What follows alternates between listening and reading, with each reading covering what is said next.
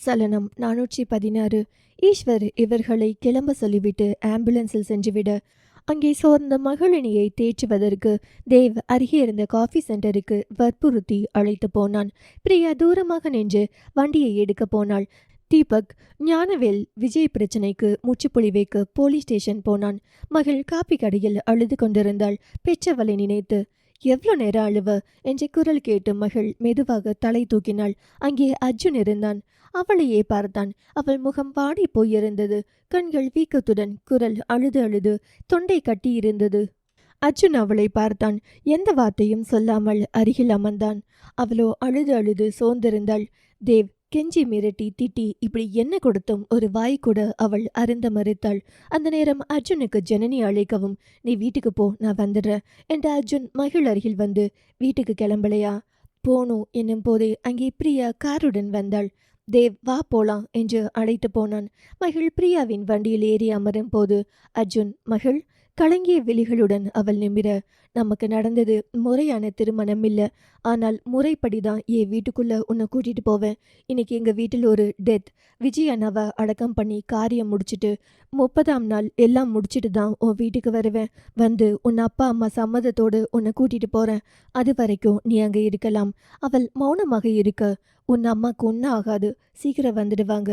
தண்ணி இருந்ததால் அவங்களுக்கு இப்போதைக்கு முடியல. இரவுக்குள் கண் விழிச்சிடுவாங்க, பயப்படாம போ என்று சொல்லிவிட்டு அவளை பார்க்க அவள் உம்மென்றிருக்க, ஹே ஊங்கிட்டுதான். அவள் பார்க்க, நான் கிளம்புறேன் என்றான். அவள் மீண்டும் பார்க்க, கிளம்புறேன்னு சொன்னேன். அவளுக்கு அப்போதுதான் புரிந்தது. சரி என்று வாய்விட்டு சொல்லாதவரை நகர மாட்டான் என்று. அவள் தலையை ஆட்ட அவனும் தலையை ஆட்டிக்கொண்டே கிளம்பினான். பிரியா அவர் நினைச்சதை செய்யாம விடமாட்டார் போல. தேவ் அதான் அவ தலையாட்டாம நகரவே மாட்டேங்கிறானே. பிரியா அவளே அவரை ஹஸ்பண்ட்னு அக்செப்ட் பண்ணிக்கிட்டா. நீ இனி மரியாதையா கூப்பிடு. எனக்கு தீரன் அண்ணாவை தான் பிடிச்சிருக்கு, இவனை பிடிக்கவே இல்லை. பிடிக்கும் பிடிக்கல என்றெல்லாம் நம்ம யாரையுமே ஒதுக்க முடியாது போல. ஸ்கூல் படிக்கிறப்போ மூஞ்சி கூட பார்க்காம ஒதுக்கி வச்ச ஒருத்தரின் அந்த மூஞ்சியை தான் நம்ம லைஃப் லாங் பார்க்க போகிறோம். தேவ் இதிலிருந்து என்ன தெரியுது? மகிழ் அவனை பார்க்க அவனோ வாழ்க்கை ஒரு வட்டம்னு தெரியுது. பிரியா மச்சான், நீ அர்ஜுன் அண்ணா கூட சண்டையெல்லாம் போட்டில, இனி அதுக்கெல்லாம் வச்சு செய்ய போறார். என் தங்கம் இருக்கிறப்போ எனக்கு என்ன கவலை? அவளை மீறி அவர் என்ன பண்ண முடியும் என்றவன் மகிழ் தோளில் கை போட்டான். பிரியா சிரிக்க, எதுக்கு பல்ல காய்ச்ச? உன்னை மீறி அவருன்னு சொல்ற, அதான். என்ன பண்ணி தொலைகிறது? மகிழ் வாழற இடம், அப்போ மரியாதை கொடுக்கணும் இல்லையா? அதை கேட்ட மகிழ் அவன் தோளில் சாய்ந்தாள். வாழ்க்கை திசை மாறிய நொடியில் திசை மாறாத மனம் தன்னை உள்ளிருந்து குத்தி கூறு போட்டு கொண்டிருப்பதை எதை கொண்டு சீர் செய்வது என்று தெரியாமல் திசை போன போக்கில் போக எண்ணினாள் அவள். பின் காரின் சாளரத்தை கண்டு அங்கே விழும் மழை துளிகளை கண்டாள். அவளுக்கு ஒன்றே ஒன்று புரிந்தது. வாழ்க்கையும் இந்த துளி போல்தான். எங்கே விழுதோ அங்கே வழிந்து கொண்டே போகணும் போல் என்று அவள் மனம் சொல்ல, கடவுள் அமைத்து வைத்த மேடை. ஆதினி காரை எடுத்துக்கொண்டு தன் வீட்டிற்கு போகும் பொழுது ரவியிடம், மாமா நான் கிளம்புறேன். ரவிக்கு உள்ளுக்குள்ளொன்று, மகிழ் கண்டிப்பாக வரமாட்டாள், அது தீரனுக்கு புரியணும். கூடவே கடமைக்கு தாலி கட்டி தேவைக்கு பயன்படுத்தும் செயல் திருமண வாழ்க்கை கிடையாது. இது கடமைக்காகவும் இல்லை, எவனோ ஒருவன் கட்டாயப்படுத்தினான் என்பதற்காக இந்த வாழ்க்கை ஏற்படுத்தி கொடுக்கவில்லை. இவள் தான் என் மகனுக்கென்று கடவுள் கொடுத்திருக்கும் பெண் போல். அதான் அவளை மீண்டும் அவன் வாழ்வில் வந்திருக்கிறாள். இனி இவள் தான் அவன் வாழ்க்கை. இந்த சந்தர்ப்பத்தை விட்டுவிடக் கூடாது என்று. எங்க கிளம்புற? எங்க வீட்டுக்கு? இனி அது உன் அம்மா வீடு, நம்ம வீட்டுக்கு போலாம் வா. அவள் அருகில் இருக்கும் தீரனை பார்க்க அவன் மௌனமாய் நின்றிருந்தான். இது ஒரு கட்டாயத்துக்கு கட்டினதுங்க மாமா.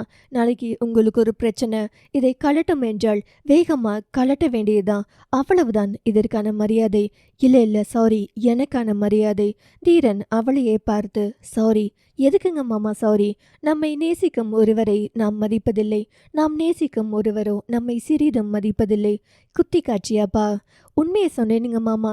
எனக்காகவா இதை கட்டினீங்க என்றால் கழுத்தில் உள்ள தாலியை காட்டி, உண்மையாகவே நான் என் அப்பாவுக்காக தான் கட்டினேன். உங்க அப்பாவுக்காக நீங்க ஏன் வாழ்க்கையை பணைய வச்சிருக்கீங்க? நாளைக்கு உங்க வீட்டில் இன்னொரு பெண் பார்த்தாலோ, ஏன் மகிழுக்கு ஒன்றுனா அவளே வந்தா நீங்க என்ன வேணாம்னு தான் சொல்ல போறீங்க? இதுதானே நடக்க போகுது. தீரன், நான் தெரிஞ்சே விருப்பப்படாமலே பிடிக்காம கட்டிட்டேன். ஆனா இப்போ எனக்கு தெரியும், நீ தான் என் லைஃப் லாங் வரப்போற. அதனால வா வீட்டுக்கு போலாம். அவள் அவனையே பார்க்க, மாமா, உங்க வார்த்தைய நான் நம்பவே மாட்டேன். நம்புனா வண்டியில் உட்காரு, அப்புறம் ஓ இஷ்டம். நிஜமாவே இது கனவா? உண்மையாகவே பேசுகிறாரா? நிஜமாகவே எனக்கு கல்யாணம் ஆகிட்டா இனிமே என் வாழ்க்கை இவர் கூட தான் பயணிக்கப் போகுதா என்று அவள் பல யோசனையோடு அவனை பார்க்க, ரவி அவளின் கையை பிடித்து வாகனத்தில் அமர்த்திவிட்டு, நீ தீரனோட வீட்டுக்கு போ, நான் உன் வண்டியை எடுத்துட்டு வரேன். வீட்டில் பேசணும். இப்போ அவங்க இருக்கிற சூழ்நிலையில் எதுவும் பேச முடியாது. இன்னைக்கு நாள் ரொம்ப நல்லா இருக்கு. முருகனுக்கு திருக்கல்யாணம். நீ இன்னைக்கு வீட்டுக்கு சம்பிரதாயத்துக்கு வந்து கால்வை. அப்புறம் உன் வீட்டுக்கு போலாம். இனி இது உன் வாழ்க்கை என்று சொல்லிவிட்டு ஆதினியின் வண்டி எடுத்துக்கொண்டு ரவி பின்னாடி வந்தார். ரவி விஜயாவிற்கு அழைத்து, அம்மா ஆதிர எங்க? அவ ரூம்ல படுத்திருக்காப்பா, போய் எழுப்பிட்டு வரட்டுமா? வேணாமா, அவ இந்த நேரம் படுத்திருப்பா, அதான் உங்களுக்கு கூப்பிட்டேன். ஆரத்தி கலைக்கு வைங்க. எதுக்கு? உங்க பேத்தியை கூட்டிட்டு வரேன். மிருது வராளா? அம்மா ஆதினி. ஆதினியா என்றவருக்கு சந்தோஷம் தாங்க முடியவில்லை. என்னப்பா திடீர்னு கூட்டிட்டு வர? பிறந்த நாளா? ஆமா, ஆர்த்தி கலைக்கு வைங்க, மற்றதை நேரில் சொல்றேன். என்னவாக இருக்கும் என்ற யோசனையோடு அவர் கலைக்கு வைக்க இருவரையும் அழைத்து கொண்டு ரவி வீட்டிற்குள் வரும்போது ஹாரன் சத்தம் கேட்டதும் தொழில் முனைவோர் பட்டம் அல்லது எதிலாவது சாதித்திருப்பாள் என்று நினைத்து ஆராத்தியை கலக்கி கொண்டே வெளியே வந்த விஜயா அங்கே தன் பெரிய பேரனும் ஆதினியும் திருமண கோலத்தில் இருப்பதைக் கண்டு ஒரு நிமிடம் அவருக்கு எதுவும் புரியவில்லை. நாம் காண்பது கனவா இல்லை உண்மையாக இதுதானா என்று அவர் யோசிக்கும் போது, இது நிஜம்தான் சுத்துங்க. விஜயா மனமெல்லாம் சொல்ல தெரியாத சந்தோஷம். என் தங்கம், நான் அந்த கடவுளுக்கு நன்றி சொல்லணும் என்று எடுத்துக்கொண்டே இருவருக்கும் நெற்றியில் தொட்டு பொட்டு வைத்து உள்ளே அழைத்து கொண்டு போனார். ஆதினிக்கு இது ஒரு நாள் ஈசல் வாழ்க்கை தான் போலும் என்று உள்ளே போக விஜயா பேத்தியை அழைத்து கொண்டு பூஜை அறைக்கு அழைத்து போனார். அவருக்கு சந்தோஷம் தாங்க முடியவில்லை. ரொம்ப நாள் கழித்து தன் அம்மாவின் முகத்தில் இப்படி ஒரு சந்தோஷத்தை பார்த்த ரவி, என்னாச்சுங்கம்மா, சொல்ல தெரியலடா என்றவர் ஆதினியின் கையை பிடித்து அவளின் சோர்ந்து போன நெற்றியில் முத்தம் வைத்து, நான் உன்னை நல்லா பார்த்துக்குவேன், நீ கவலைப்படாம இரு. அவரையே பார்த்து, அம்மாச்சி ஏன் இவ்வளோ சந்தோஷப்படுறீங்க? நீ தான் என் பேரனுக்குன்னு உன் மனசில் ஆசையை வளர்த்துட்டு நீ அங்க இல்லைனா உன் மனசு என்ன பாடுபடும்? அதான் அதெல்லாம் அழுது தீர்த்து அந்த காயம் பட்டு போச்சுங்க அம்மாச்சி என்றவளுக்கு இன்று நடப்பது என்ன என்றுதான் புரியவில்லை. அம்மா, அத்தை எங்க? அவளுக்கு 2 நாளா ரொம்ப தலைவலி, மாத்திரை போட்டுட்டு தூங்குறா. ஆதினி வெளியே வர தீரன் அங்கு இல்லை. மேகம் ஏனோ அன்று எல்லாருக்கும் அழுதது போல் கொட்டுகிற மலையில் அவள் வெளியே போக, ரவி யாரம்மா தேடுற? அவள் தயங்க தீரன் மாடிக்கு போனா. அவள் போலாமா வேண்டாமா என்று யோசிக்கும் போதே விஜயா 2 கப் காப்பி கொண்டு போய் குடிங்க என்று கொடுக்க எடுத்துக்கொண்டே மேலே வர அவனோ கொட்டும் மழையை வெறித்தபடி நின்றிருந்தான். ஆதினி மாமா என்றாள். திரும்பவில்லை. கேட்கவில்லை போல் என்று மீண்டும் மாமா என்று அவன் முதுகை தொட்டு திருப்ப திரும்பி அவன் வழியில் துடித்து கொண்டிருந்தான் புழு போல். ஆதினி அவனையே பார்த்தாள். கொண்டு போன காப்பியை கீழே வைத்துவிட்டு அவனை இறுக்கி கட்டிக்கொள்ள அவன் அவளையே பார்க்க, நான் அசிங்கமான எண்ணத்தோட உங்களை கட்டிக்கல. நமக்கு உயிரானவங்க விட்டுட்டு போனா ரொம்ப ரொம்ப வலிக்கும். நான் இப்படி பல நாள் ஏங்கி ஏங்கி அழுது தவிச்சுக்கிட்டு இருந்திருக்கேன். அப்போது யாராச்சும் இப்படி கட்டி பிடிச்சுக்கிட்டா கொஞ்சம் கண்ணீர் மட்டிப்படும். நிறைய நாள் தோணி இருக்கு அதான் என்றவள் அங்கே மறந்தாய் நின்றாள். சலனம் 417. அன்னம் திருமண கோலத்தில் வந்திருக்கும் மகிழினியை பார்த்து, என்னாச்சு, எல்லாரும் எங்க? பிரியா நடந்ததை சொல்லி முடிக்க அண்ணம் பேத்தியை இறுக்கி கட்டி கொண்டார். மார்போடு அணைத்தவர் அவள் அழுது தீர்க்கும் வரை அவளை ஒரு நொடி கூட விடவில்லை. அவரும் அவளுடன் சேர்ந்து அழுதார். பிரியா ஒரு பக்கம், தேவ் ஒரு பக்கம் அவளை தேற்ற, இன்னும் எவ்வளவு நேரம் தாண்டி அழுவ? அழுது அழுது உன்னையும் ஆஸ்பத்திரியில் தான் சேர்க்கணும். அண்ணம், உனக்கு நான் எவ்வளோ நன்றி சொன்னாலும் பத்தாது தாங்கோ. அப்பத்தாவ மன்னிச்சுடு. தயவு செய்து இன்னைக்கு அழுது தீர்த்துடுறா. பிரியா அவரை பார்த்து, நீங்க எதுக்கு மன்னிப்பு கேட்குறீங்க? தீரனை ஆதினிக்கு கொடுன்னு நான் கேட்டேம்மா. பிரியாவுக்கு அழுகை, கோபம், தொண்டை அடைக்க கோபமாக, உங்களுக்கே இது தப்புன்னு தெரியலையா? அவளும் உணர்வுகளுள்ள ஒரு உயிர் தானே. ஆதினிக்கு மட்டும் அவளுக்கு பிடிச்சது கிடைக்கணும், இவளுக்கு மட்டும் கிடைக்க கூடாதுங்களா? வாழ்க்கையில் சந்தோஷமா வாழணுமே தவிர சாபத்தை வாங்கக்கூடாது பிரியா. என்ன பொல்லாத சாபம்? தன் சொந்த அக்காவின் வாழ்க்கையை பறித்து கொண்டு அவளை கண்ணீர் சிந்த வைப்பது சாபம்தான். விருப்பப்பட்டு நடந்ததோ விருப்பமில்லாமல் நடந்ததோ, ஆனால் தீரனுக்கு தான் ஆதினின்னு முடிச்சு போட்டு இருக்கு. அவளுக்கு 2 தாலின்னு ஜாதகத்துல சொன்னாங்கன்னு கதையெல்லாம் சொன்னீங்க. இப்ப தீரன் அண்ணாவின் உயிருக்கு ஆபத்து வராதா? இப்போ ஆதினி கழுத்தில் இருக்கும் அந்த தாலி இறங்கவே இறங்காது. எப்படி இவ்ளோ ஷுவரா சொல்றீங்க? அதுக்கு தான் 1 வருஷம் பூஜை பண்ணியிருக்கு. அவள் சுமங்கலியா தான் போவாள். பிரியா மனதுக்குள் கோபம். ஆமா, இவங்க தான் யம தர்மராஜாவுக்கு பக்கத்து வீட்டுக்காரங்க. எல்லாம் கரெக்ட்டா சொல்லுவாங்க என்று நினைத்து கொண்டே இருக்கும்போது, அண்ணாமலைக்கு என்று தனியாக வைத்திருக்கும் செவிலி பெண் ஓடி வந்து அவருக்கு மூச்சு முட்டுதுங்க. ஈஸ்வரன் சொல்றாங்க. அண்ணம் ஓடி வந்தார் மாமனாரை பார்க்க. மகிழ் தன் போனில் மருத்துவருக்கு அழைத்தாள். மூச்சு கடினமா இருக்கு, சீக்கிரம் வர சொல்லு என்று அண்ணம் கத்தி கொண்டிருந்தார். பெரிய தாத்தா படுக்கையில் மூச்சு விட முடியாமல் போராடி கொண்டிருந்தார்.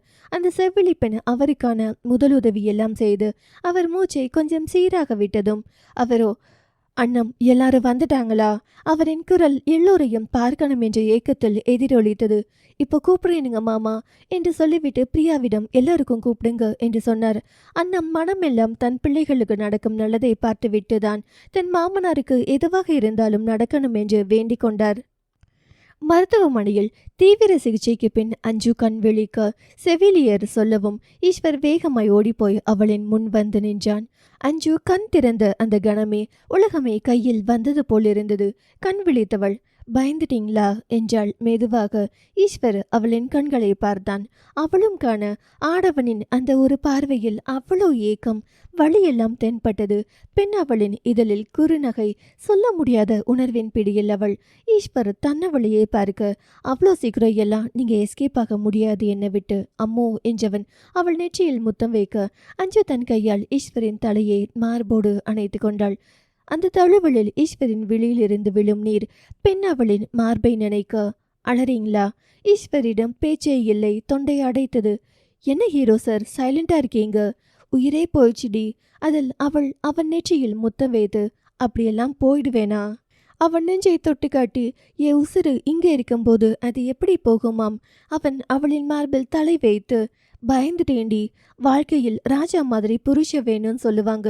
என் புருஷன் ராஜாதி ராஜன் என்றாள் ஒரு நிமிர்வோடு. நீ இல்லாட்டி நான் என்ன ஆவேனே தெரியலடி.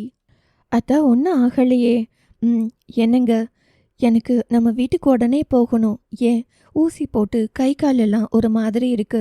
அச்சோ வலிக்குதா என்று நிமிர்ந்து கால் அமைக்கி விட, ஏங்க சொல்லு, டிஸ்சார்ஜ் பண்ண சொல்லுங்க. டாக்டர் வரட்டும்டி. நான் நல்லா இருக்கேன். உங்ககிட்ட காசு போடுங்க, 3 நாள் இருக்கணும்னு சொல்லுவாங்க. எனக்கு வீட்டுக்கு போகணும். அன்பு தேடுவான். பசங்க எல்லாம் என்ன நினச்சி கஷ்டப்படுவாங்க. எனக்கு எல்லாரையும் பார்க்கணும். அத்தை தனியாக கஷ்டப்படுவாங்க. போலாம்.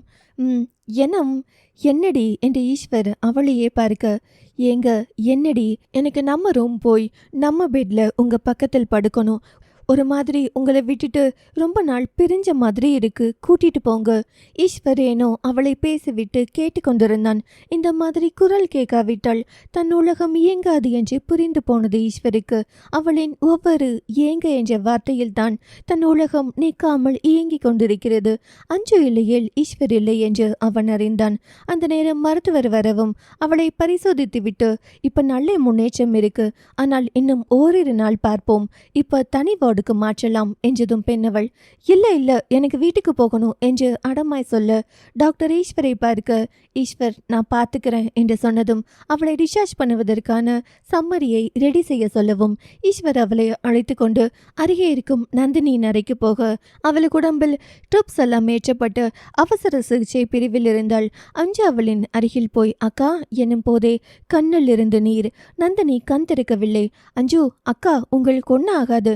நம்ம வீட்டில் கல்யாண வேலையெல்லாம் நிறைய இருக்கு, சீக்கிரம் முழிச்சு வாங்க.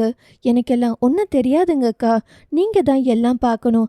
ஆதினிக்கு மகளுக்கு எல்லாம் கல்யாணம் பண்ணணும், அதனால சீக்கிரம் எழுந்து வாங்க என்று அவளின் காதுக்குள் சொல்லும்போது அப்போ நந்தினியின் கண்ணுமைகள் சிறிது நடுங்கின. கண்ணின் ஓரத்திலிருந்து நீர் வழிந்தது. நந்தினியின் விழியிலிருந்து நீர் வரவும் ஈஸ்வருக்கு இப்பொழுதுதான் நிம்மதியான சுவாசமே வந்தது. ரொம்ப சந்தோஷமாய் அதியின் கைப்பிடித்து, நந்தினிக்கு நினைவு இருக்குடா, சீக்கிரம் எழுந்து வந்துடுவாங்க. அஞ்சு பேச பேச நந்தினியின் விழியிலிருந்து நீர் வருது. அப்பா அவங்க கவனிக்கிறாங்க. ஏனோ சந்தோஷமாய் இருந்தான் நதி. அதை கேட்டதும், சரி நீ அஞ்சுவை கூட்டிட்டு வீட்டுக்கு போ, சரியானது நான் வரேன்.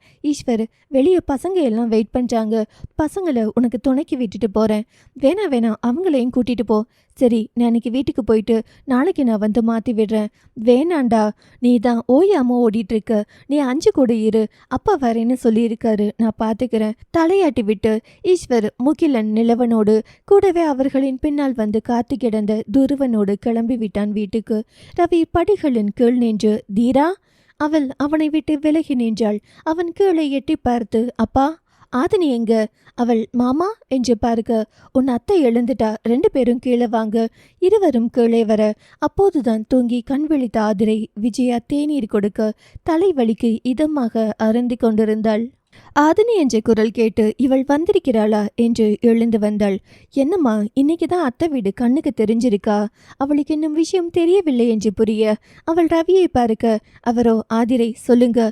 அவர் நடந்து முடிந்ததை சொல்லி முடிக்க புருஷனை பார்த்து, இப்ப எல்லாம் ஓகே தானே? இனி யாருக்கும் பிரச்சனை இல்லையே? அவர் அஞ்சுக்கும் நந்தினிக்கும் இப்போ முடியல.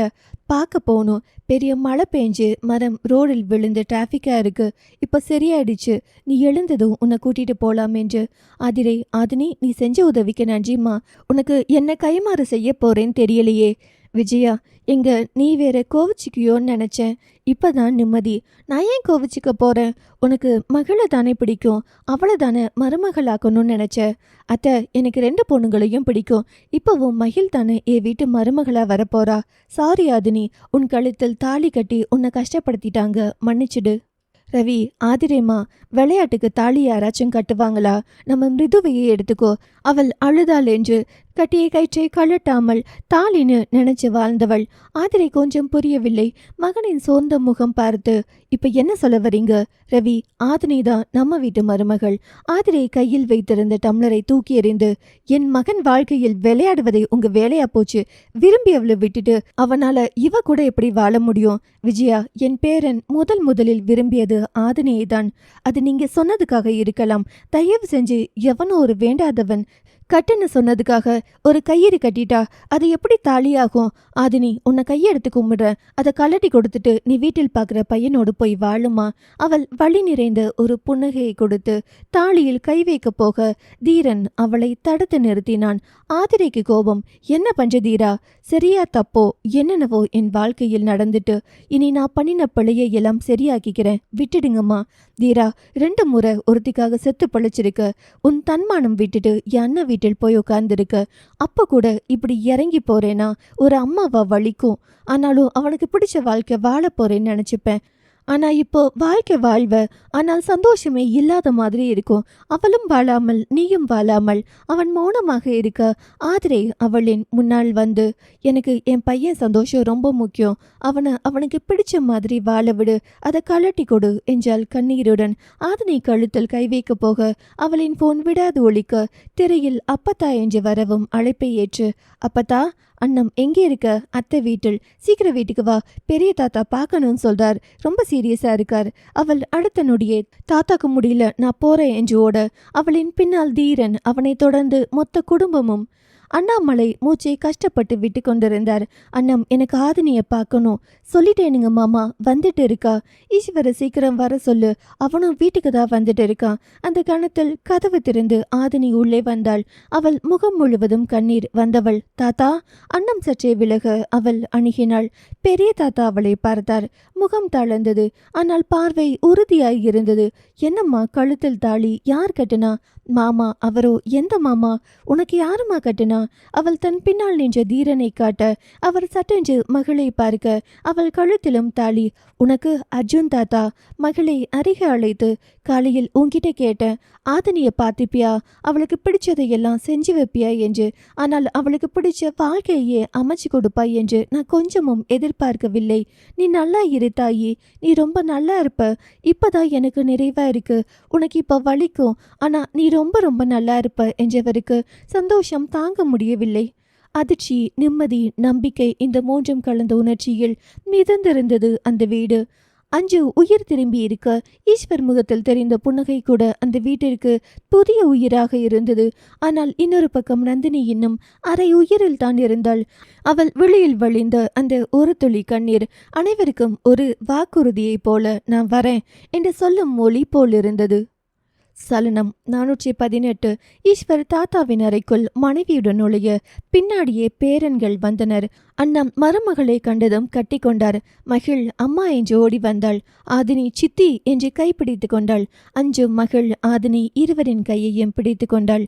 பிரியாவும் தேவும் நல்லா இருக்கீங்களா அத்தை?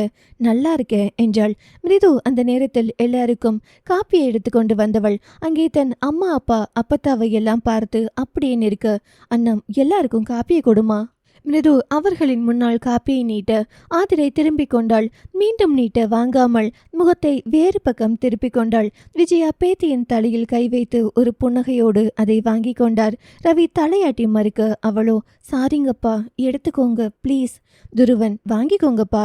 அவர் வேண்டாம் என்று மறுக்க தன் 2 அண்ணன்களின் முன்னாடி நீட்ட தீரன் மறுத்து விட்டான். துருவன் எடுத்துக்கொண்டான்.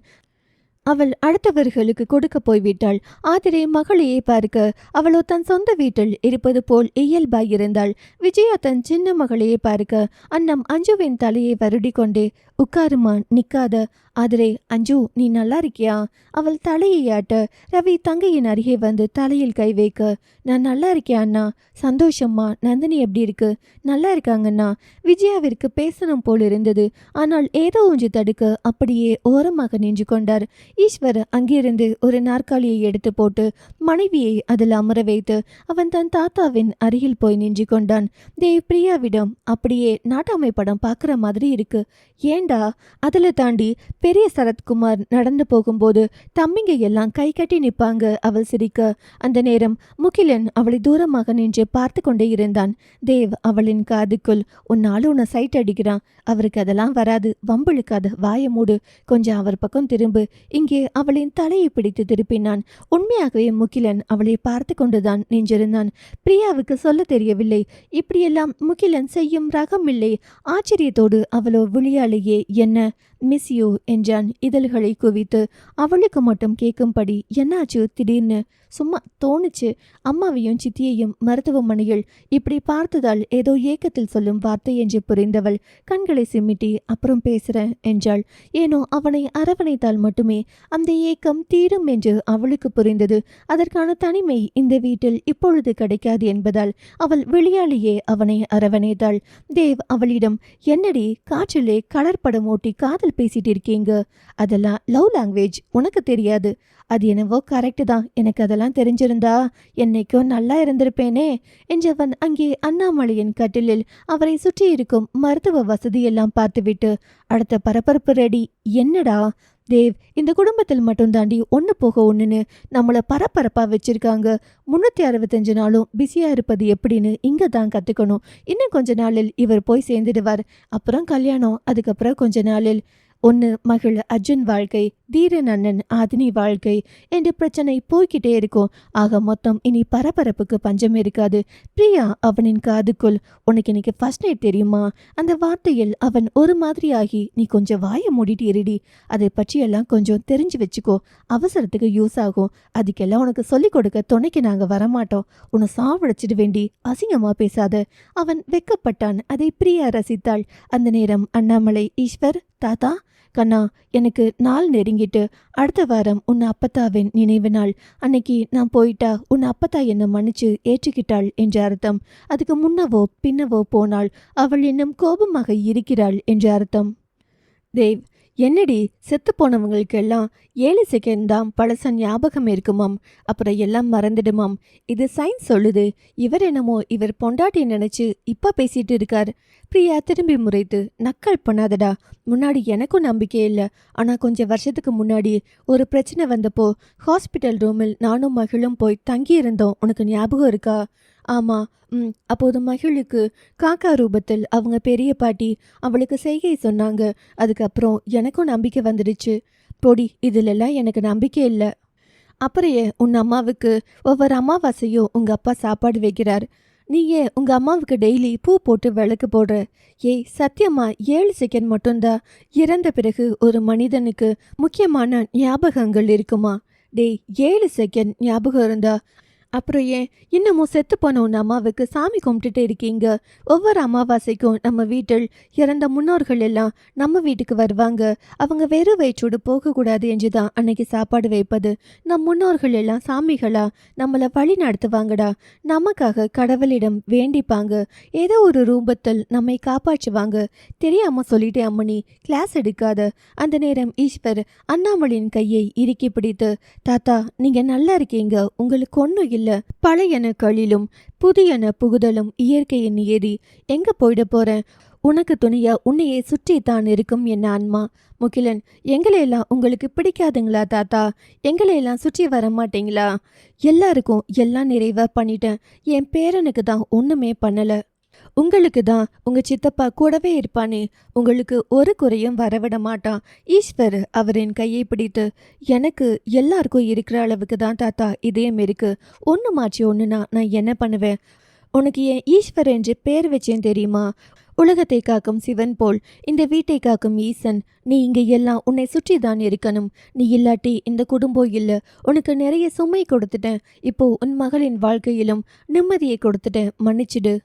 ஈஸ்வர் புரியாமல் தாத்தா என்ற மகளை பார்க்க அவள் அழுது சோர்ந்திருந்தாள். அண்ணாமலை ஈஸ்வரின் கையை பிடித்து, நேத்து கொஞ்சம் ஒரு மாதிரி இருக்குன்னு ரூம் விட்டு வெளியே நடந்தேன். அப்போதுதான் ஆதினி மகளினியிடம் பேசுறது எல்லாம் கேட்டேன். ஆதினி பிறந்தப்போ இருந்த சந்தோஷம்னா என்னன்னு தெரியாம வளர்ந்த பொண்ணு. அவ காசு பணம் எதற்கும் ஆசைப்படல. அவள் ஆசைப்பட்டது எல்லாம் தீரனை மட்டும்தான். அவனை அவகிட்ட கொடுக்க சொல்லி மகிழ்கிட்ட காலையில் பேசினேன். அவளும் கொடுத்துட்டா. மகளுக்கு இது வலிக்கும். ஆனா இன்னொருத்தரின் பொருளை எடுத்து வாழ்வது தப்பு. இனி குற்ற உணர்ச்சி இல்லாமல் நிம்மதியா வாழ முடியும். அதுவரை அமைதியாக இருந்த ஆதிரே, அப்போ மகளினிய மட்டும் அளவச்சா உங்களுக்கு குற்ற உணர்ச்சியும் இருக்காதா? இந்த காலத்தில் பிடிக்காதவங்களை டைவர்ஸ் பண்ணி புது வாழ்க்கையை தேர்ந்தெடுக்கும் போது என் பையன் மட்டும் இன்னும் குறை சொல்லிக்கிட்டே இருந்தா என்ன அர்த்தம்? சாபமும் பாவமும் ரெண்டும் யார் வாழ்க்கையில சுமந்து கொண்டிருந்தாலும் அந்த வாழ்க்கை தலைக்காத ஆதிரே. ஒரு பொண்ணோட கண்ணீரும் சாபமும் வாங்கிட்டா அது 7 தலைமுறைக்கும் தீராது. உன் மகனுக்கு அது நடக்காமல் தடுத்திருக்கிறேன். நாளைக்கு என்ன நடக்க போகுதுன்னு தெரியாதுங்க தாத்தா. நீங்க தேவையில்லாம மகளிடம் பாவம் சாபம் கர்மா என்று பேசி இப்போ என் பையனோட வாழ்க்கையை கெடுத்துட்டீங்க. எம்மாடி ஆதிரை, யாருக்கோ நடந்தது சொன்னா கதையா தெரியும் உனக்கு. ஆனா நம்ம வீட்டில் நடந்தது சொன்னா உனக்கு தெரியும் தானே? உங்க அப்பத்தா உனக்கு ரொம்ப பிடிக்கும் இல்லையா? அவள் என் கடைசி காலத்தில் அமைதியாகவும் அழுது கொண்டே என்னை பிரிந்திருந்தாள் என்று உனக்கு தெரியணும் இல்லையா? அப்பத்தாவும் தாத்தாவும் பிரிந்திருந்தார்களா என்று நம்ப முடியாமல் அவள் அவரையே பார்க்க, தன் வாழ்வில் ஒரு பெண் வந்தது வரை சொல்லி முடித்தவர், அவளுக்கு நான் ஒரு துரோகம் பண்ணிட்டேன், அதுக்கு அவள் கொடுத்த தண்டனை என்னை சாக்கும் வரை ஒரு அறையில் தள்ளி வைத்து பிரிந்தது மட்டுமல்ல, நிறைய சாபமும் கொடுத்தாள். யாரோ பெற்ற என்னை அளவச்சதுக்கு இன்னைக்கு உங்களுக்கு என் வழி தெரியாமல் இருக்கலாம். ஆனால் நீ பெற்ற உன்னோட வம்சம் உன் கண்ணு முன்னாடி அழும்போது அந்த வழி தெரியும். அதுதான் ஆதினி. அப்புறம் எனக்கு ஒரு பொண்ணு பிடிச்சிருந்துச்சு. அவ எனக்காக எல்லாம் விட்டுட்டு ஓடி வந்தாள். உன் அப்பத்தா அந்த பொண்ணுகிட்ட போய் எல்லாம் எதுவும் பேசல. என்கிட்ட அவள் சொன்னது, என்னோட வாழ்க்கைய அவள் பறிச்சுக்கிட்டா. அவள் தெரிந்து செய்தாலோ தெரியாமல் செய்தாலோ, ஆனால் ஒரு குடும்பத்தை சிதைச்ச அவளுக்கு அவளின் குடும்பம் சிதையும் போது அந்த வழி தெரியும் என்று அன்னைக்கு கோபத்தில் என்கிட்ட வார்த்தையை விட்டாள். இவள் பெரிய இவள் என்ன நடந்துட போகுது என்று நினைத்த எனக்கு அவள் விட்ட சாபம் அத்தனையும் பழித்தது. உங்களுக்கு நம்பிக்கை இல்லைனா அந்த பொண்ணை கண்டிப்பா எல்லாருக்கும் தெரிந்திருக்கும். அவள் வேறு யாரும் இல்லை, ஆதினியை வளர்த்த பாரதிதான். ஆதினிக்கு ஒரு மாதிரி இருந்தது. எனக்கும் ஆன்டிக்கும் விட்டக்குறை தொட்டக்குறை தான் போலும். அவங்க பாட்டி பண்ணின பாவத்தை என்னை வளர்த்து அதை சரி செய்திருக்கிறார் கடவுள். அவர் ஏதோ வழியில் உறவினர் தான் என்று புரிந்தது. அவர், ஆதிரை, நான் சொல்றது உனக்கு புரியும் நினைக்கிறேன். நான் ஆசைப்பட்ட பொண்ணோட பொண்ணு பாரதி. என்னை நேசித்த பாவத்தை மட்டும் பண்ணியவளின் தலைமுறை பாரதியோடு முடிந்து போனது. பாரதிக்கும் திருமணமும் நடக்கவில்லை. ஆதினி ஃபாரின்ல இருந்து வந்தபோது தீரன் வேண்டாம் என்று சொன்னதால் தான் வந்திருக்கிறாள் என்று எனக்கு தெரியும். அப்பவே பாரதி சொல்லிவிட்டாள். அவள் இங்கே வந்து கண்ணீர் விட்டு கொண்டே இருந்தாள். கொஞ்ச நாளுக்கு அப்புறம்தான் தெரிந்தது தீரன் மகளினியை விரும்புகிறான் என்று. எனக்கு அன்னைக்குதான் ஒரு பயம் வந்தது. ஆதினியின் கண்ணீர் மகிழினியை வாழ விடாது. அதனால்தான் மகிழினியை கூப்பிட்டு சத்தியம் வாங்கினேன். என் பொண்டாட்டி யாரோ ஒருத்திக்கு விட்ட சாபமே அவள் தலைமுறையை இல்லாமல் பண்ணிவிட்டது. அப்போ மகிழ் தன் சொந்த அக்காவின் வாழ்க்கையில் கண்ணீரை வரவைத்தாள். அது மகிழினி வாழ்க்கைக்கு என்ன ஆகும்? தன் மகள் ஒன்றை சரியாக செய்தால் ஈஸ்வரை முன்னின்று நடத்தி வைத்திருப்பான். அவன் தள்ளி நிற்கிறான் என்றாலே அது தப்பு என்ற அர்த்தம். என் வம்சத்தில் வளரும் யாரும் யாரின் சாபத்தையும் கண்ணீரையும் வாங்கிக்காதீங்க. இந்த கல்யாணம் யாரோ ஒருவரின் கட்டாயத்திற்காக நடந்ததாவே இருந்தாலும் தீரன் ஆதினிக்கு தான், ஆதினி தீரனுக்கு தான். என் பேரன் ஈஸ்வருக்கு என் கதை தெரியும். அதனால் அவன் மகளை சரியாக வழி நடத்தி இருக்கிறான். மகளை கூப்பிட்டு அவன் பேசும்போது மகளினி தீரனை விட்டு வந்து விடுவாள் என்று எனக்கு தெரியும். மற்ற எல்லோருக்கும் சாகும் தருவாயில் நான் சொல்றது இதுதான். தெரிஞ்சும் தெரியாமல் கூட யாரின் பாவத்துக்கும் ஆளாகிடாதீங்க. அவர் என்ன கதை சொன்னாலும் ஆதிரையால் ஏற்றுக்கொள்ளவே முடியவில்லை. அவள் வெளியே வந்து விட்டாள். அவர் ஈஸ்வர் தாத்தா, மகளுக்கு அந்த கல்யாணத்தில் விருப்பமாய் இல்லையா என்று பார். இல்லை என்றால் நல்ல மாப்பிளை பார்த்து சீக்கிரம் திருமணத்தை முடித்துவை. மகிழ், எனக்கு இந்த கல்யாணத்தில் சம்மதம் தாத்தா. தீரன் நிமிர்ந்து அவளை பார்த்தான். அவள் நிமிரவே இல்லை. அதுவரை அமைதியாக இருந்த அஞ்சு மகளின் முகத்தையே பார்த்தாள். தாய்க்கு தானே மகளின் வழி தெரியும். அண்ணாமலை, அப்புறம் என்ன ஈஸ்வர், எவ்வளோ சீக்கிரம் முடியுமோ அவ்வளவு சீக்கிரம் எல்லோரின் கல்யாணத்தை கோவிலில் நடத்தி ரிசப்ஷன் வை. 2 வாரம் தான் நான் இந்த உலகத்தில் வாழும் நாட்கள் என்று நான் நினைக்கிறேன். என் மரணம் நடந்தால் 30 நாளைக்கு நல்லது கெட்டது எதுவும் செய்ய முடியாது. 1 வருஷத்துக்கு குலதெய்வம் கோவிலுக்கு போக முடியாது. அதனால் மிச்சம் 2 பேரின் கல்யாணத்தை காங்கேயம் முருகன் கோவிலில் நடத்து. ரிசப்ஷன் ரொம்ப பெருசா கிராண்டா வை. ஏனென்றால் அதுக்கப்புறம் அன்பு கல்யாணம் தான் நடக்கும். அப்படியே பண்றேன் தாத்தா. ஆமாம், எல்லாரும் இங்கே இருக்கீங்க. அன்பு எங்க? என் பையன் எங்க? அது நந்தினி எல்லாமே எங்க? ஈஸ்வர், நந்தினிக்கு கொஞ்சம் உடம்பு முடியல தாத்தா. அதையும் நந்தினியும் நாளைக்கு வந்துடுவாங்க. அண்ணம், அன்பு உங்க மகனும் பூண்டி கோவில் வரைக்கும் போயிருக்காங்க மாமா. அவங்க 2 பேரையும் வர சொல்லுங்க. எல்லாரையும் பார்த்து திருப்தியில் நான் கொஞ்ச நேரம் தூங்குவேன். அனைவரும் தலையாட்டி விட்டு வெளியே வந்தனர். மகிழ், ஈஸ்வர், அஞ்சு மூவர் மட்டும் கடைசியாக அந்த அறையில் இருக்கிறப்போ ஈஸ்வர் அம்மு அவ்வளவுதான் ஓடி வந்து கட்டி கொண்டாள். ஈஸ்வர் அவளை நெற்றியில் முத்தமிட்டபடி எல்லாம் மாறும், அப்பா இருக்கேன். மகிழ் அஞ்சுவை கட்டி கொண்டு, மா உங்களுக்கு ஒன்றும் இல்லையே, எனக்கு ஏதாவது நடந்திருந்தா கூட பரவாயில்லன்னு தோணுதுடி உன்னை இப்படி பார்க்க. அந்த வார்த்தையை கேட்டு ஈஸ்வர், ஏய் என்ன பேசுற? எனக்கு இவளை நினைச்சு ரொம்ப கஷ்டமா இருக்கு. உங்களை மாதிரி இவ வாழ்க்கையும் கடைசி வரைக்கும் இப்படி அடுத்தவர்களுக்கு என்று போய்விடுமோ என்று பயமா இருக்கு. அந்த வார்த்தையை கேட்டு அண்ணாமலையின் கண்ணிலிருந்து கண்ணீர் வந்தது. அவர், அம்மாடி அஞ்சு, அப்படி பேசாதடா. தாத்தா எது பண்ணினாலும் நல்லதுக்கு தான். ஈஸ்வர், அஞ்சு தீரன் மகளுக்கு வேண்டாம். அவள் தலையாட்ட ஈஸ்வர், அம்மு, அப்பா அர்ஜுனுடன் இந்த கல்யாணம் வேண்டாம். அப்பா உனக்கு நல்ல மாப்பிள்ளை பார்க்குறேன். இல்லைங்கப்பா, நான் அர்ஜுன் அவருடன் வாழ்கிறேன். அஞ்சு மகளினி கைப்பிடித்து, அர்ஜுன் நல்லவன் தான். ஆதினியை கட்டிக்க சொல்லி நான் அவன்கிட்ட ரொம்ப பேசியிருக்கேன். ஒரு கட்டத்தில் உங்கள் அப்பா அவனை வேண்டாம்னு சொல்லும்போது எனக்கு குற்ற உணர்ச்சியாக இருந்துச்சு. அவனை நம்ம வீட்டு மாப்பிள்ளை என்று சொல்லிவிட்டு திடீர்னு அவனை வேண்டாம் என்று சொன்னால் அவனுக்கு எவ்வளவு கஷ்டமாக இருக்கும் என்று அந்த வகையில் நான் ஏற்றுக்கிட்டாலும் உன் மனசு ரொம்ப முக்கியம் பாப்பு. இனி யாரை கல்யாணம் பண்ணினாலும் ஒன்று தானேங்கம்மா. எனக்கு பிடிக்கலை என்பதற்காக நீங்கள் எனக்கு வேறு திருமணமே செய்யாமல் வீட்டிலேயேவா வச்சிருக்க போறீங்க? சரியோ தப்போ, நான் இந்த வாழ்க்கையை அர்ஜுன் அவருடனே வாழ்ந்துடுறேனுங்கம்மா. ஈஸ்வர் மகளை கட்டி கொண்டு, அப்பா மேலே ஏதோ உனக்கு கோபமாடா? இங்கே நடந்த எல்லா நல்லதும் கெட்டதும் நான் எடுத்த முடிவு தானுங்கப்பா. இப்போ இந்த கல்யாணமும் என்னோட முடிவு தானுங்கப்பா. பெரிய பாட்டியை நான் என் மனசார சாமியாக கும்பிடுவேன். இந்த காலத்தில் அவங்க ஆசீர்வாதம் எனக்கு இருந்துச்சு. அண்ணாமலை ஆச்சரியமாக அதை பார்த்து கொண்டிருந்தார். அஞ்சு மகளை இடையோடு கட்டி கொண்டாள். ஈஸ்வர் மகளையும் மனைவியையும் ஒரு சேர கட்டி கொண்டு நிற்கும் போது அதற்குள் கீழே ஏதோ சத்தம் கேட்க ஈஸ்வர் வேகமாய் கண்களை காட்டி தாத்தாவிடம் எதுவும் சொல்ல வேண்டாம் என்று சொல்லிவிட்டு 3 பேரும் கீழே போயிருக்கிறோம் என்று சொல்லிவிட்டு கதவை மூடிவிட்டு கீழே வந்தனர். அங்கே வந்தால் ஆதிரை அன்னத்திடம் கத்தி கொண்டிருந்தாள். சலனம் 419. ஆதிரை ஆக்ரோஷமாக தன் அம்மாவிடம், சாபம் கீமம் என்று சாக போகிறவர் பேசி எங்க வாழ்க்கையில் சாபத்தை உண்டாக்குறீங்களாமா? ஈஸ்வர் கீழே வந்து, ஆதிரை இப்ப எதுக்கு கத்திட்டு இருக்க? வாங்க அண்ணா, உங்ககிட்ட தான் நான் பேசணும்னு நினைச்சேன். என் பையன் எதுக்கு உங்க வீட்டுக்கு வர சொன்னீங்க? வீட்டோட மாப்பிள்ள ஆக்குறேன்னு ஆசை காட்டி அவன் தன்மானத்தை எல்லாம் அடகு வச்சுட்டு உங்க வீட்டுக்கு வந்ததுக்கு அப்புறம் ஏதோ எவனோ ஒருத்தன் மிரட்டினான்றதுக்காக ஆதனி கழுத்தில் தாலி கட்டிட்டான்னு சொல்லி அந்த வாழ்க்கைய அப்படிதான் வாழணும்னு பாடம் சொல்றது இதெல்லாம் எந்த விதத்தில் நியாயம்? எந்த சாபமும் பாவமும் இங்க இல்ல. ஈஸ்வர் மிரட்டுனா தாலியை கட்டிடுவாங்களா? அப்படியே கட்டினாலும் யாருக்காக கட்டினாமா? அவனுக்கு அவன் அப்பா உயிர் முக்கியம் என்றால் போராடி வந்திருக்கலாம் இல்லையா? தப்பிக்க முடியாம தானே உங்க பொண்ணு இன்னொருத்தன் தாலியை கட்டியிருக்கா. நீ இப்போ தீரனை பற்றி மட்டும் பேசு. அப்புறம் நான் தீரனை தான் என் பொண்ணுக்கு தான் கட்டி வைப்பேன்னு எங்கேயும் சொல்லவே இல்லையேம்மா. உன்கிட்ட ஏதாவது சொன்னேனானா? அவள் மொழி பிதுங்கின்னு இருக்க. தீரன், உன்கிட்ட எதுவும் சொன்னேனாப்பா? அவன் இல்லை என்றான் மறுத்து. நான் போனதுக்கு அப்புறம் கூட நீ போய் உன் பையன் கிட்ட கேளு. ஏதாவது வாக்கு கொடுத்தேனா என்று கேட்டுப்பாரு. அப்ப வீட்டுக்கு வர வச்சது எந்த விதத்தில் நியாயம் என்ன? நாம் ஒரு பரீட்சை வைக்கிறேன் என்று தான் சொன்னேன். மாப்பிள்ளை ஆக்குறேன் என்று ஒரு இடத்திலும் சொல்லவில்லை. அப்புறம் முன்னாடியே வர வச்சது ஞான வேளால் உன் பையனுக்கு ஆபத்துன்னு தான் முன்கூட்டியே வர வச்சேன். உங்க பொண்ணால் தானே என் பையன் உயிருக்கு ஆபத்து. ஆதிரை, சில விஷயங்கள் எல்லாம் பொது வழியில் பேசுவது ரொம்ப அசிங்கம். சபைக்கு வந்த பின்னாடி அசிங்கம் என்று ஒன்றுமில்லை. நீங்க தாராளமா பேசலாம். உன் மகன் தெரியாமல் செஞ்சிருந்தாலும் அவனின் நண்பனுக்கு அவன் உண்மையா இல்லை.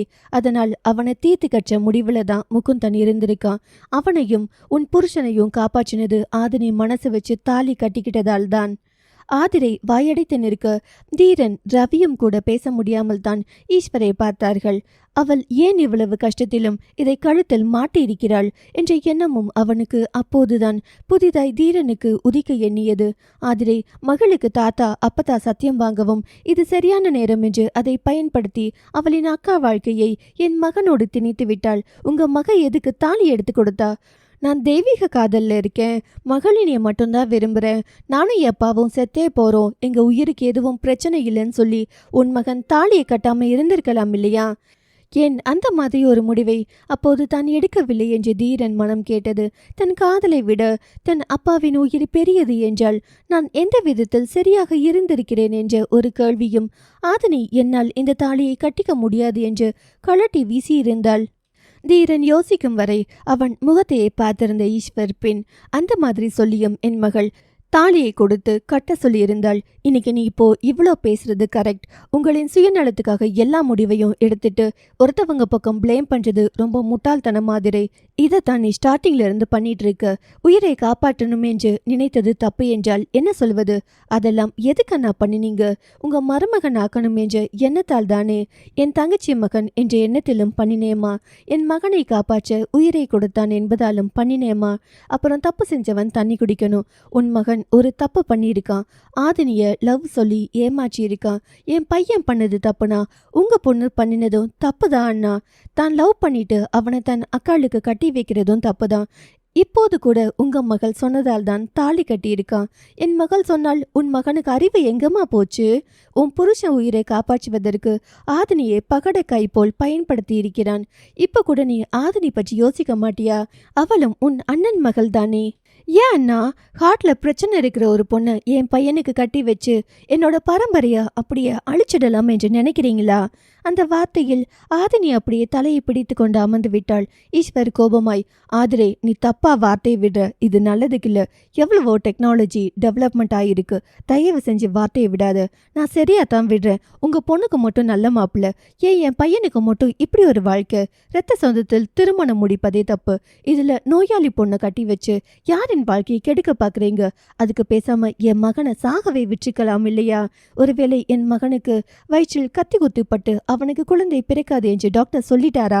அதனாலதான் உங்க மக இதை பயன்படுத்தி எஸ்கேப் ஆயிட்டாளா? மகளினி ஆதிரையின் இன்னொரு முகம் பார்க்க கோர முகமாய் தெரிந்தது. நான் அந்த வீட்டு மருமகள் ஆக மாட்டேன் என்றது. எவ்வளவு அசிங்கமாக பேசுகிறார்கள் என்று தன் அத்தை முகத்தையே பார்த்தாள். தீரன் கோபமாய், அம்மா தப்பா பேசாதீங்க. இது நான் தேர்ந்தெடுத்த வாழ்க்கை. வாழ்க்கை, நான் வாழ்ந்துப்பேன். யார பேசுறதுக்கோ உங்களுக்கு உரிமை இல்லம்மா. இது என் சுயநலமான முடிவு, விடுங்கள். நீ நிஜமா இந்த மகளினி என்கிற ஒரு பொண்ணை பார்க்காமல் இருந்திருந்தால் உன் வாழ்க்கை ராஜ வாழ்க்கைடா. அவங்க வீட்ல எல்லாரும் சேர்ந்து உன்னை பழி வாங்கிட்டாங்க. ஈஸ்வர் ஆக்ரோஷமாக ஆதிரை என்னும் போதே அஞ்சு கணவன் முகத்தை பார்த்து, எதுவும் பேசாதீங்க, 2 சம்பந்தம் இதில் இருக்கு என்று அவன் கையை இறுக்கி பிடித்து கொண்டாள். நிலவன் வேகமாய் வாய் திறக்க போக அன்னம் தடுத்து, பெரியவங்க இருக்கிறப்ப நீ பேசாத, அமைதியா இரு. ஆதிரை, தீரா, உன்னோட அப்பத்தா உன் அப்பா எல்லாம் அவள் மேல் காட்டின கோபத்தை நமக்கு திருப்பி காட்டிட்டாங்க. உனக்கு இதெல்லாம் தேவையாடா? இதெல்லாம் உனக்கு வேணுமா? இப்படி மத்தவங்க கட்டாயத்தில் நடக்கிற திருமணம் நிலைக்குமா சொல்லு? ஆதிரை மகளை காட்டி, இவளுக்காக சாக போன, இவளோட தம்பிக்காக சாக போன, உன் தன்மானத்தை விட்டுட்டு இந்த வீட்டுக்கு வீட்டோட மாப்பிள்ளையா இருக்க வந்த, இப்படி எல்லாம் பண்ணியும் சத்தியம் கேட்டாங்க என்று உன்னை அப்படியே ஈஸியா தூக்கி கொடுத்துட்டா அவ. ரவி, தீரன், துருவன் 3 பேரும் சேர்ந்து முயன்றும் ஆதிரையை தொழியும் கண்ட்ரோல் பண்ண முயல முடியவில்லை அவர்களால். மகிழ், அத்தை, அங்க நடந்தது உங்களுக்கு தெரியுங்களா இல்லையா? தெரியும், அது ஒரு கட்டாய கல்யாணம். இப்ப வேணும்னா நான் ஒன்று பண்ணட்டுமா? உன் கழுத்தில் இருக்கிற தாலியை கழட்டி கொடுத்துடு, என்னோட மகனை நான் கட்டி வைக்கிறேன். என் மகன் ரொம்ப ஆசைப்பட்டது உன்னை தாண்டி. அத்தை, இரத்த சொந்தத்தில் கட்டிக்கிட்டா நோயின்னு சொல்றீங்க. நானும் உங்க இரத்த சொந்தம் தானே. என்னை கட்டிக்கிட்டா நோய் வராதா? மிருது, நிலவண்ணனாவை கட்டிக்கிட்டா நோய் வராதா? ஹே, பேச்ச மாற்றாத நீ. இப்போ உன் கழுத்துல இருக்கிற எவனோ கட்டின தாலியை கலட்ட போறியா இல்லையா? எல்லோரும் இருவரையுமே பார்த்து நின்றார்கள். ஈஸ்வர் ஆதிரை நோக்கி போக அஞ்சு அவனின் கையை பிடித்து நகரவே விடவில்லை. எல்லோரும் அந்த காட்சியையும் பார்த்தார்கள். மகிழ், நான் கழட்ட மாட்டேனுங்கத்த.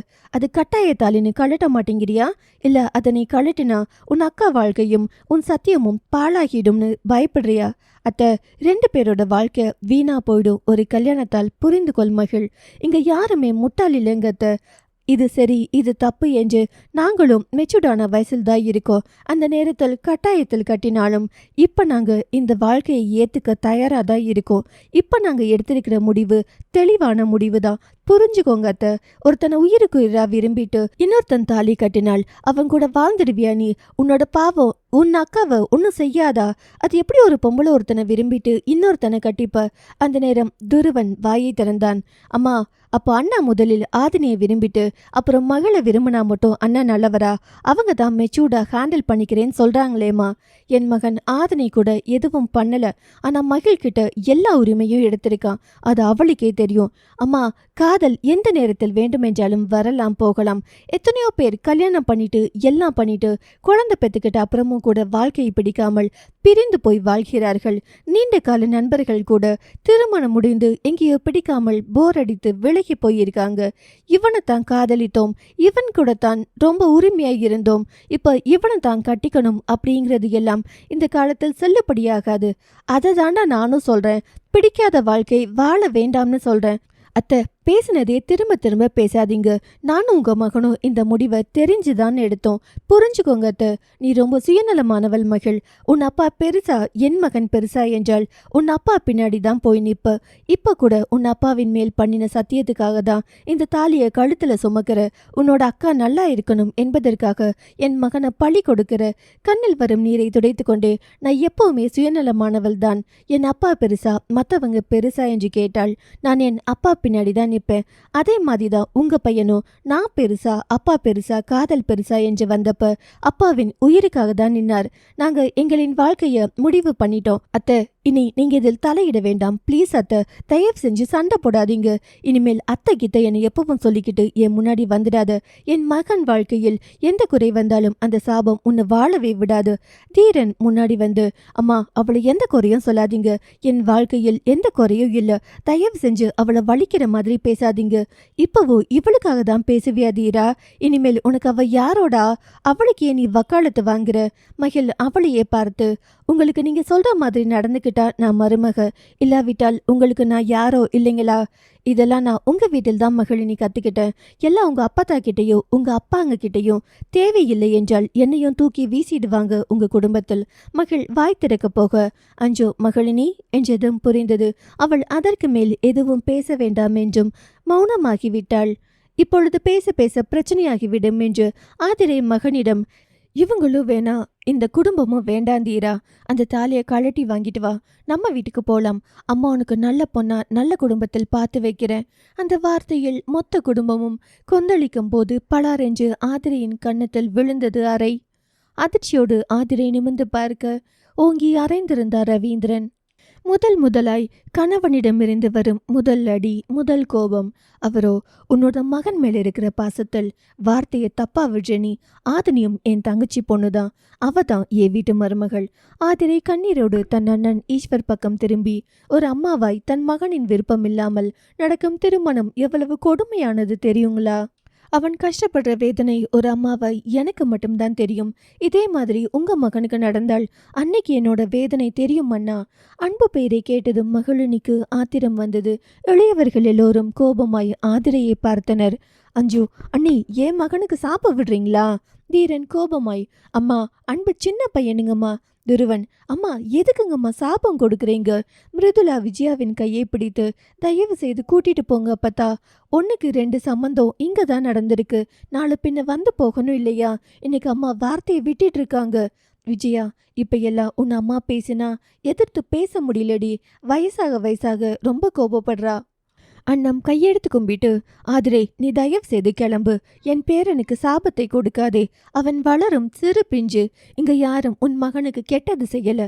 உன் மகன் விருப்பப்பட்டால் ஆதினியோட வாழட்டும், இல்லாட்டி வாழவே வேண்டாம். இப்பவே நீ இடத்த விட்டு கிளம்பு. ஆதினி அந்த வார்த்தையில் குனிந்து அழுக, விஜயா வேகமாய் ஆதினியின் கையை பிடித்து, அவ பேச்சுக்கெல்லாம் நீ அழுகாதம்மா, உனக்கு நான் இருக்கேன். வீட்டில் இருக்கும் எல்லோருக்கும் கோபம்.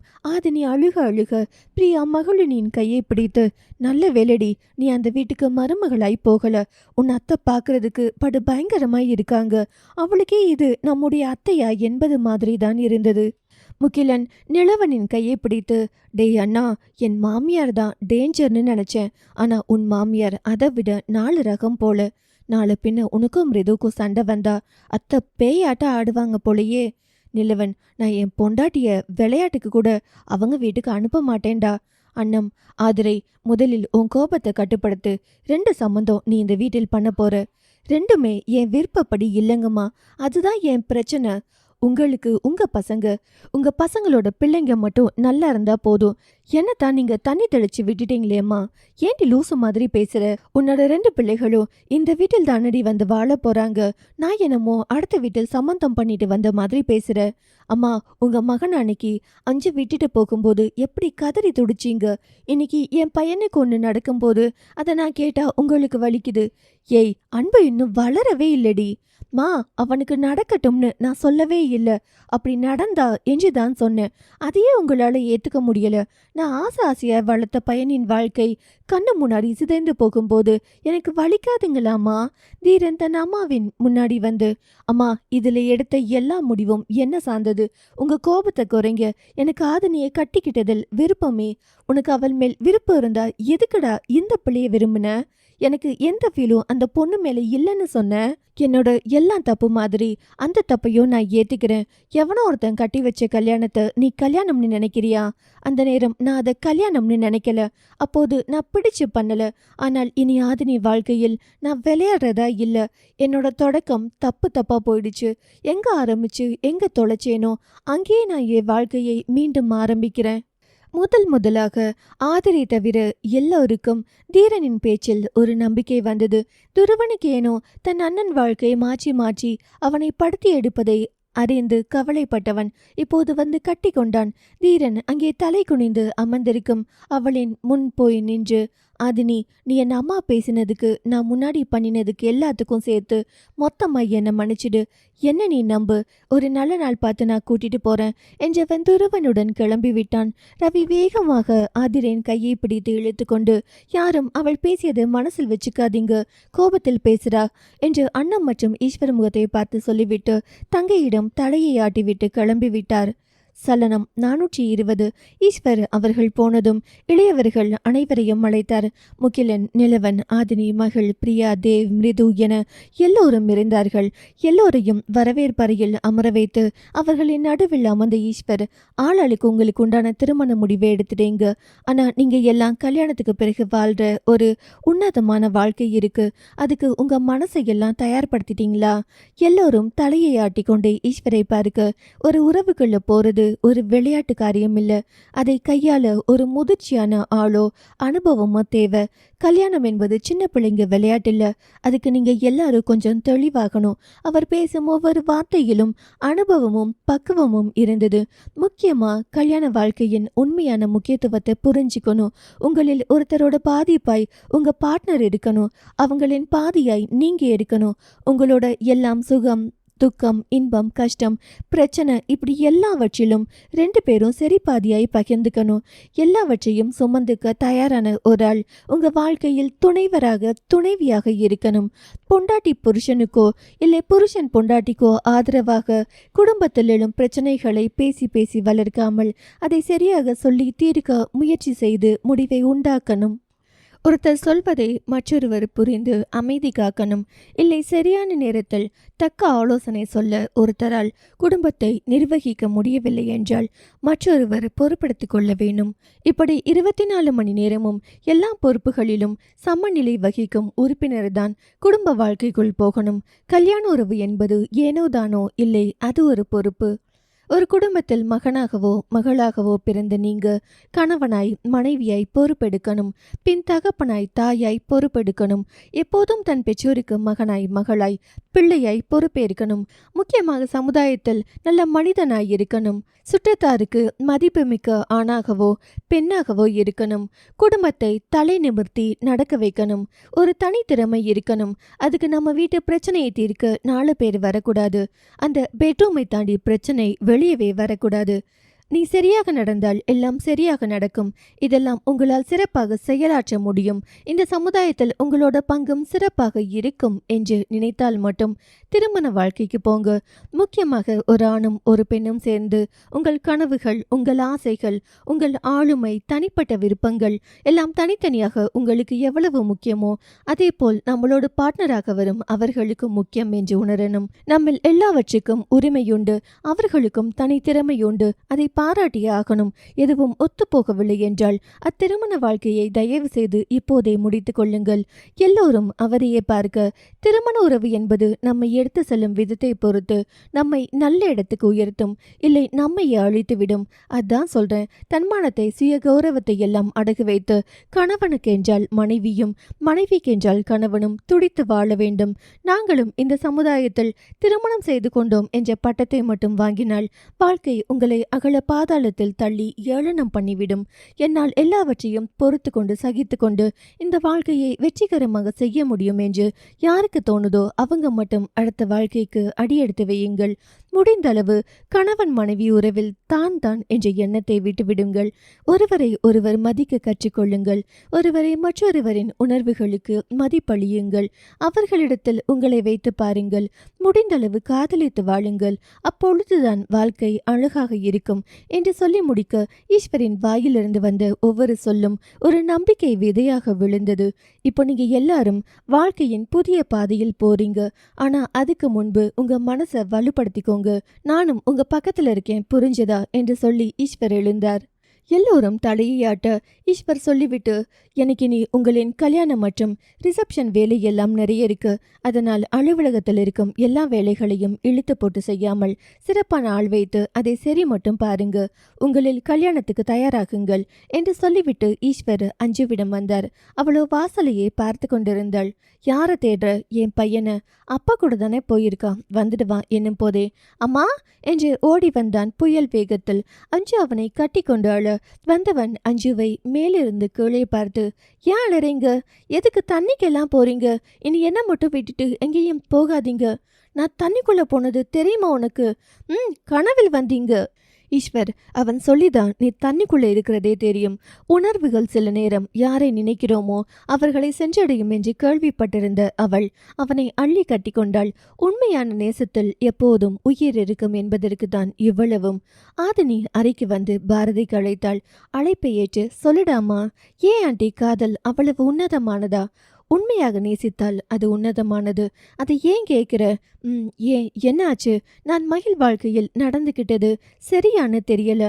அதுக்கு தான் உங்க ஆலோசனை தேவைன்னு கால் பண்ண என்று பெண்ணவள் நடந்ததை சொல்லி முடிக்க, அவள் சொல்லியதை கேட்டு ஒரு மாதிரி நின்ற பாரதி ஆழமாக மூச்செடுத்தாள். பின், ஆதினி, உனக்கு என்ன ஆச்சு?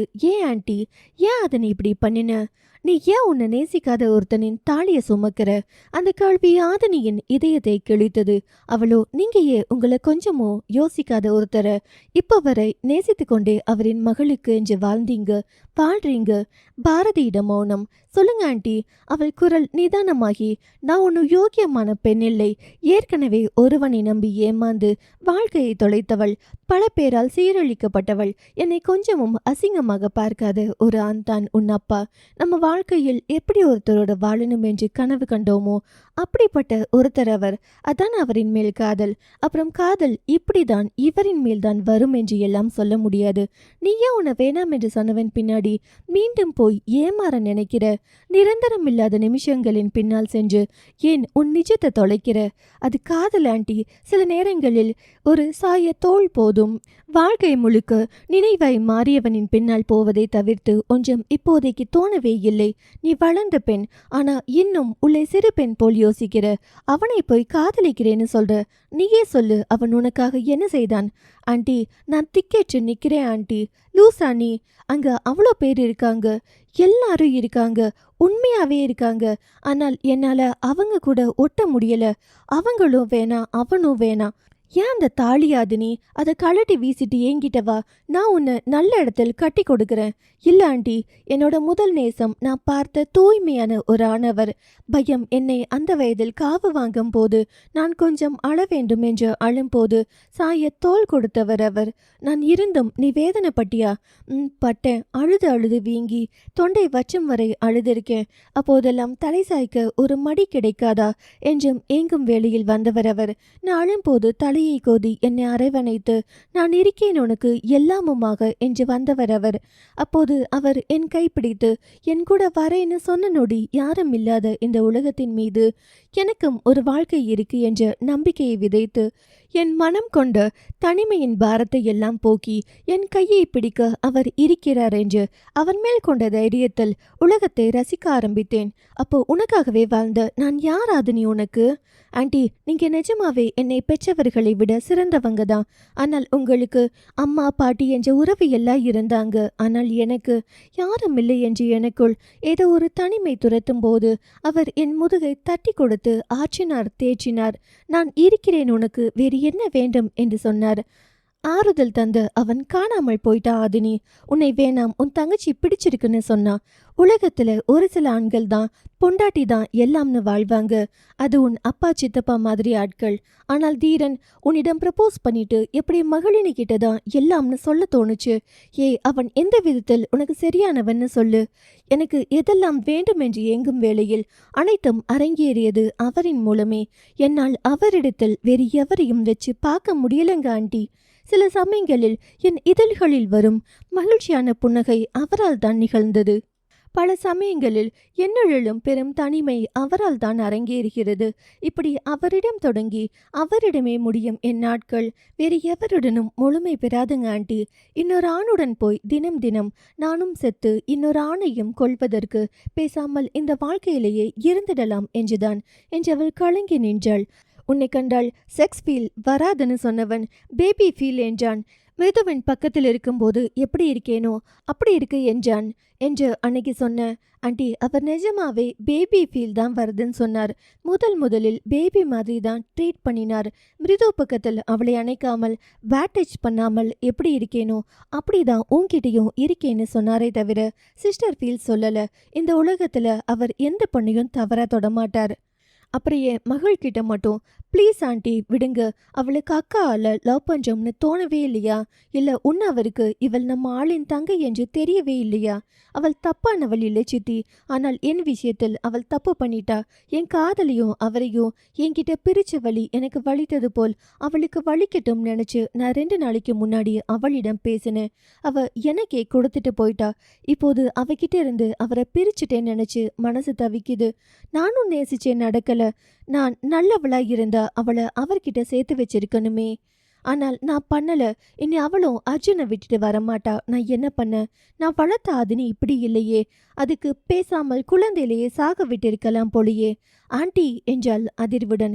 பின்ன போல்டான பெண்ணாய் நீ இருப்பன்னு பார்த்தா உன்னை நேசிக்காத அவனையே ஏதோ பண்ணி கட்டிக்கிட்டு வந்திருக்க. அவள் முன்னாடி அவனை விட பெட்டரான ஒருத்தனை கட்டி அவன் முன்னாடி வாழ்றதை விட்டுட்டு இப்படி கோமாளித்தனம் பண்ணி வாழ்க்கையை தொலைச்சிருக்க. ஏம்மா உனக்கு என்ன ஆச்சு? அர்ஜுனை கட்டி வாழலாம் என்று டேட்டிங் போனேன். பட் அது ஒரு மேஜிக் இல்லை ஆண்டி. ரூம் வந்தால் மாமா ஞாபகம் இருக்கு. ஐயோ, தீரனை கம்பேர் பண்ணுறப்போ அர்ஜுன் செம்ம பையன் ஆதினி. என்னால் இன்னொரு ஆள் கூட ஈஸியாக பழக முடியல ஆண்டி. காதலில் சரியா இல்லாதவன் திருமண உறவில் மட்டும் எப்படி? நிரந்தரமில்லா நிஜம் அவன் என்று உனக்கு ஏன் தெரியல? முட்டாள் கூட இப்படி போய் புத்தி கெட்டு போய் இருக்க மாட்டா. அந்த தாலியை தூக்கி எரிஞ்சிட்டு வந்திருந்தா உன்னை நிஜமா பாராட்டி இருப்பேன். இப்போது நீ தோற்று போயிட்ட ஆண்டி. பிறந்தப்பவே நான் எல்லாவற்றிலும் தோத்து போயிட்டேன். புதிதாய் தோற்க என்ன இருக்கு? நான் கொடுத்தது அவருக்கு முழு காதல். ஈஸியா விட்டுட முடியல. உன்னோட இந்த திருமண உறவின் முறிவு உன் வாழ்வில் எப்படி இருக்கும்னு தெரியுமா? ஆசையான உரையாடல் இருக்காது. அழகான இரவில் தேடல் இருக்காது. ஆண் வாசம் உனக்கு அறியாமலே போயிடுமோன்னு பயமா இருக்கு. நீ மகாராணியாக வலம் வருவாய் என்று நினைத்தாள். இப்படி மக்க மாதிரி வாழ்க்கையை தேர்ந்தெடுத்திருக்க. நான் வாழ்க்கையில் முற்பாதி சரியா இல்லை. ஆனால் என்னோட இந்த வாழ்க்கை சரியாயிடும், மாறிடும். வாழ்வேன், நம்பிக்கை இருக்கு. எங்க என்ன நான் தொலைச்சேனோ அங்க என்ன தேடி எடுக்கணும் ஆண்டி. இப்போது நான் மகளுக்கு பண்ணினது சரியா தப்பா? உன்கிட்ட இருந்து அவ தீரனை உரிமையை எடுக்கும்போது கில்ட்டி ஃபீல் பண்ணினாளா? இல்ல. அப்போ நீ ஏன் கில்ட்டியா ஃபீல் பண்ணணும்? கேட்காத. அப்புறம் நீ இந்த வாழ்க்கையை சரியா அமைச்சுக்கிடுவியா?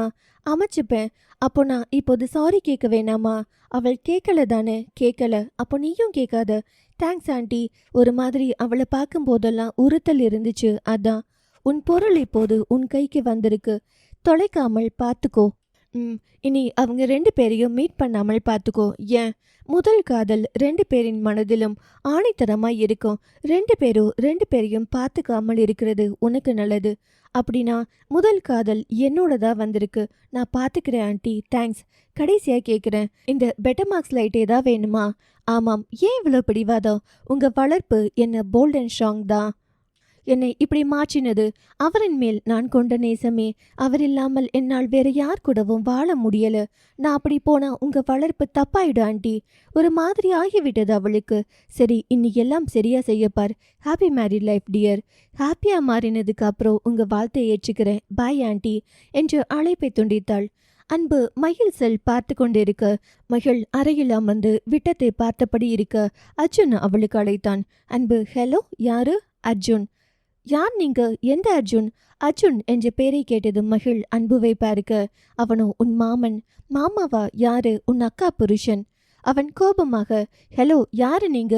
மகிழ் வேகமாக போனை வாங்கி கொண்டே, அம்மோ நீ தூங்கு, அக்கா வர என்றவள் போனை எடுத்துக்கொண்டே பால்கனிக்கு வந்து ஹலோ என்றாள். என்னம்மா, மச்சனனுக்கு மாமாவை இன்னும் அறிமுகம் செய்யல போலையே. அவள் மணி பார்க்க இரவு 9:30 காட்டியது. என்ன இந்த நேரத்தில்? பொண்டாட்டிக்கிட்ட பேசுறதுக்கு நேரம் காலம் இருக்கா என்ன? அவளிடம் மௌனம். உன்கிட்ட தான் கேட்குறேன். பேசுங்க மேடம். ஊனா சைலண்டா இருக்கீங்க, சொல்லுங்க. எப்படியோ எதையோ பறி கொடுத்த மாதிரி வெறித்த பார்த்துதான் உட்கார்ந்துருப்ப, அதான் கூப்பிட்டேன்.